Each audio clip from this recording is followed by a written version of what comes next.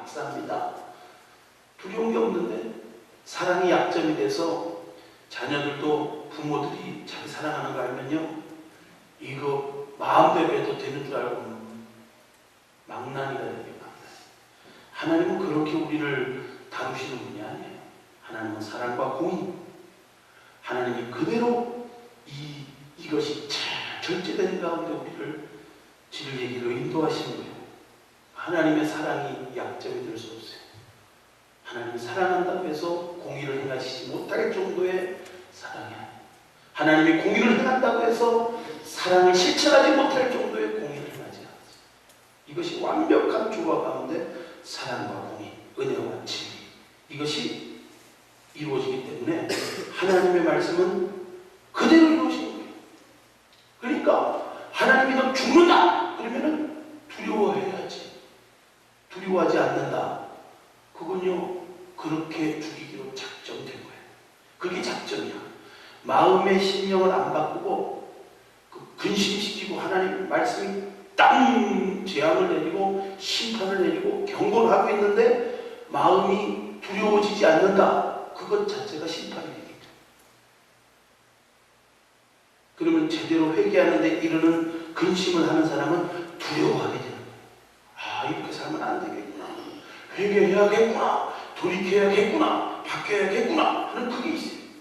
또 얼마나 사모하게 하며, 그전에는 영적인 것에 대해서, 하나님에 대해서, 진리에 대해서, 거룩함에 대해서 사모함이 없었는데 회개하는데 이런 근심하게 되면 사모함이 생겨요.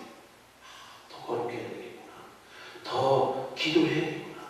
이런 회개한 다음에 오는 회개하는데 이런 이 사모함, 얼마나 더 열심히 해. 그동안에는 열심히 없었고 그냥 타성해져졌고 시키면 하고 안 하고 이런 열심 정도였거든요.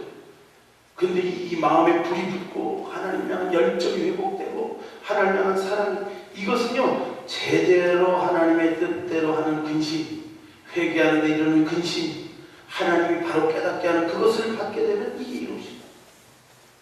그런 은혜가 우리 안에 계속 있어야 돼요. 한 번 이루어지는 건 안 돼요. 계속 이게 자극제가 되는 거예요. 달리는 말이 채찍질하듯이, 고인물 썩지 않게 하듯이 계속 우리를 샘솟게 하는, 활동력 있게 만들고 활력 있게 만드는 게, 열심 있게 만드는 게 이게 하나님이 우리에게 뜻대로 하는 근심이나 얼마나 벌하게 하였는가. 응? 여러분, 바르게 치리가 안 되고 바르게 끊어내지 않으면 절대로 그거는 끊어진 게 아니에요. 끊어낼 건 끊어내야 되고, 팔을 잘라서라도 한 팔로 천국 가는 게 낫다고 했잖아요. 이 끊어낸, 이 벌한다고 하는 것은 그 단순히 미워서 심판하는 게 아닙니다. 그게 벌 받을 게 벌 받지 않으면 적은 누룩이 온 땅을 부풀게 하듯이 적은 아간의 죄가 온 이스라엘 백성들을 전쟁에서 패배케 합니다. 끊어낼 건 끊어내야 돼요. 작은 죄라도 이 벌하게, 바르게 근심하고 바르게 보고 바르게 발견하게 되니까 벌할 걸 벌하게 돼요. 하나님 주시는 근심의 위기예요. 이 왜 다른 근심, 세상의 근심은 사망에 이르게 하고 절망에 이르게 하고 사단의 괴계, 간교함의 속임수의 꾀에 빠지게 만드는 근심. 그러니까 하나님 주는 근심, 유익하게 하는 근심 하나는 이 우리의 마음 움직임입니다.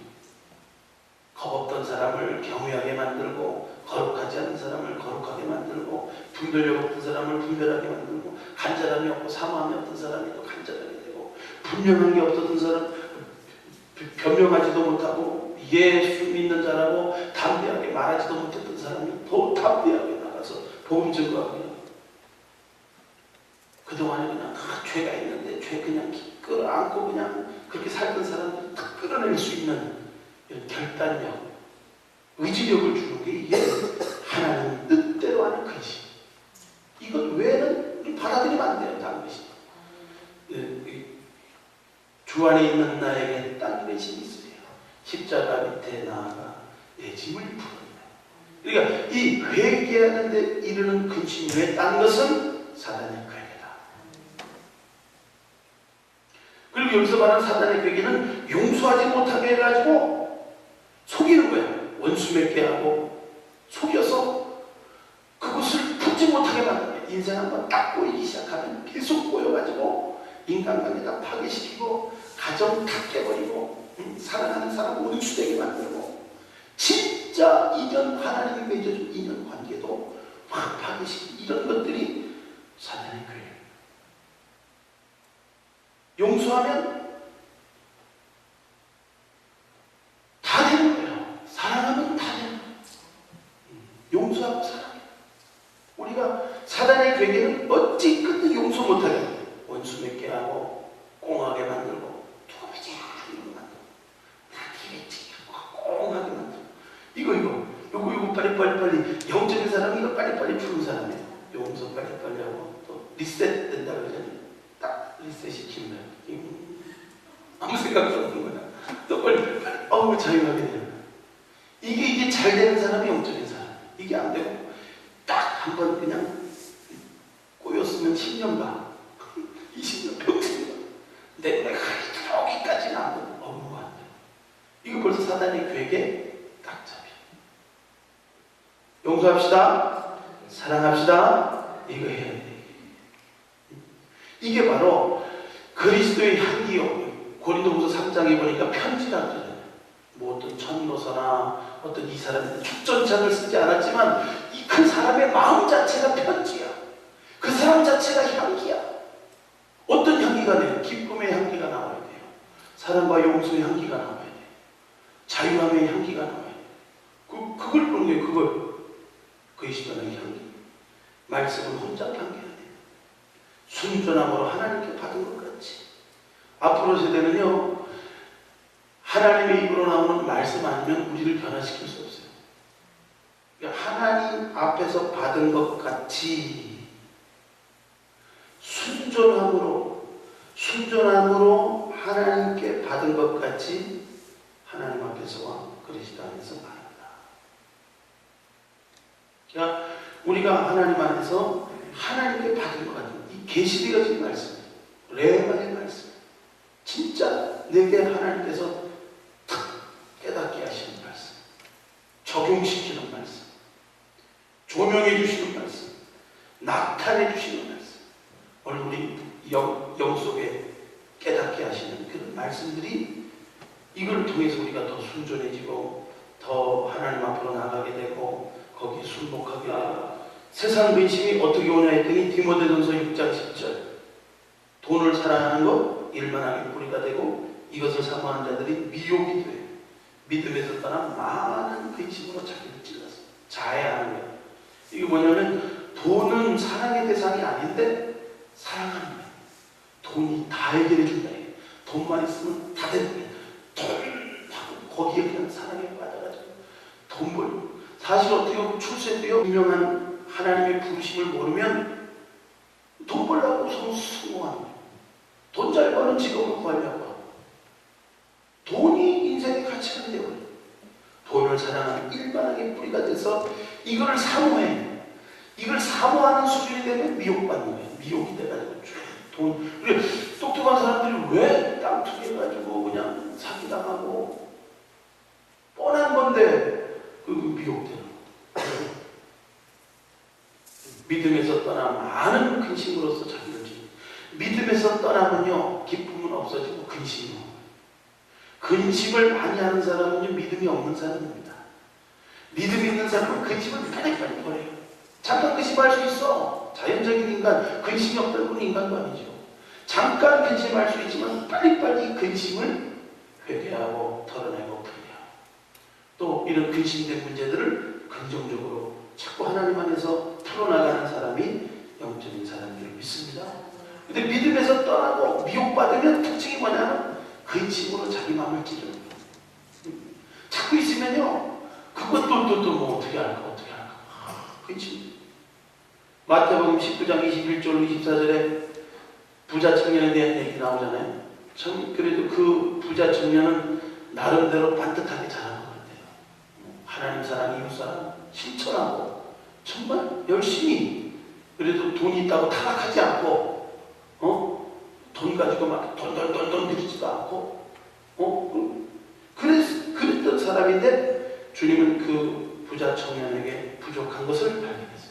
너 운전하려고 하면 영생을 얻으려고 하고 온전하게 살려고 한다면 너 지금 의지하고 있는 자기 버팀목, 그것이 재물이었단 말이에요. 소유를 팔아서 가난한 자들에게 주고, 그러면 하늘보화가 내게 있고, 그리고 와서 나를 쫓아라.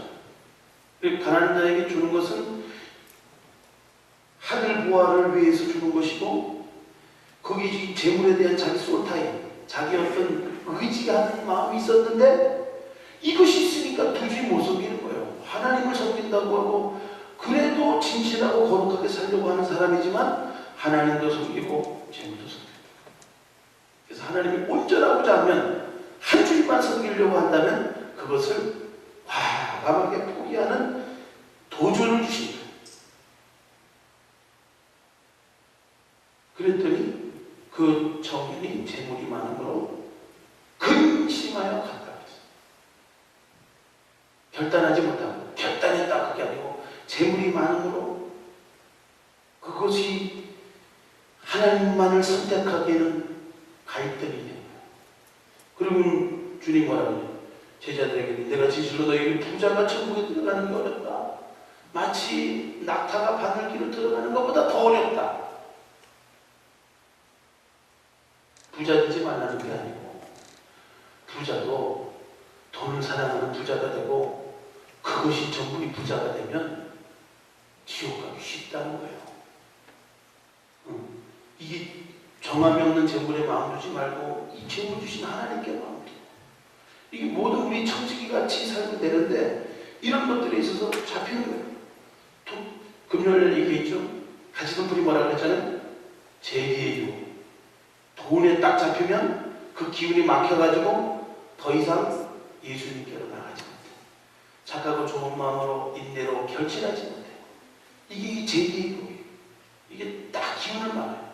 오늘날 성도들이요, 예수 믿고 축복받고, 예수 믿고 문제 해결받고, 예수 믿고 해결되고, 예수 믿고 하나님의 사랑을 느끼고, 그 다음에 그 기운을 못 듣고 나가는, 포기 못하는, 천국 못 갑니다. 누가복음 16장 13절로 15절에 뭐라고? 집 하인이 두 주인을 섬길 수 없는 거예요. 혹 이를 미워하면 저를 사랑하느냐, 혹 이를 주기 여기면 저를 경히 여기고, 너희가 하나님과 재물을 겸하여 섬길 수 없다. 이 말씀을 하니까 바리새인이라는 종교 지도자가 뭐라고? 돈을 사랑하니까 듣고 비웃는 거예요. 가치관이 다른 거야. 돈에 대한 가치관이, 예수님은 그 돈을 가지고 더 가치 있게 쓸 줄 알고 그 돈을 통하여서 하시는 줄 알았는데, 바리새인은 왜 돈을 좋아하는 거예요? 돈을 사랑하는 거예요. 비웃었다 그랬어요. 그러니까 예수님이 그들을 향하여 말하기를, 사람 앞에서 스스로 옳다 하는 자. 잠언서 26장에도 있잖아요. 스스로 지혜롭게 여기는 자를 보느냐, 그보다 미련한 자에게 오히려 말할 것이다. 미련한 자보다 더 미련한 자가 스스로 지혜롭게 여기고, 스스로를 자기 일을 가지고 자기를 이롭게 하는 게 옳은 게 아닌데 그것을 옳다 하고, 또 사람 중에 높임받는 그것을 하나님 달리 본다는 거예요. 하나님 미워한다. 말씀에 고통하는 데에 대해서 얘기하면서 자기 사랑하고 돈 사랑, 자기 사랑하고 돈 사랑, 작은 교만, 회방, 모욕, 감사치 않고 허락하지 않고, 다 같이 하는 거예요. 고통이 왜 오냐면은 이 고통과 근심은 믿음에서 떠나게 되는데, 사랑의 대상을 사랑하지 않고 헛된 것을 사랑하게 될 때 일어나는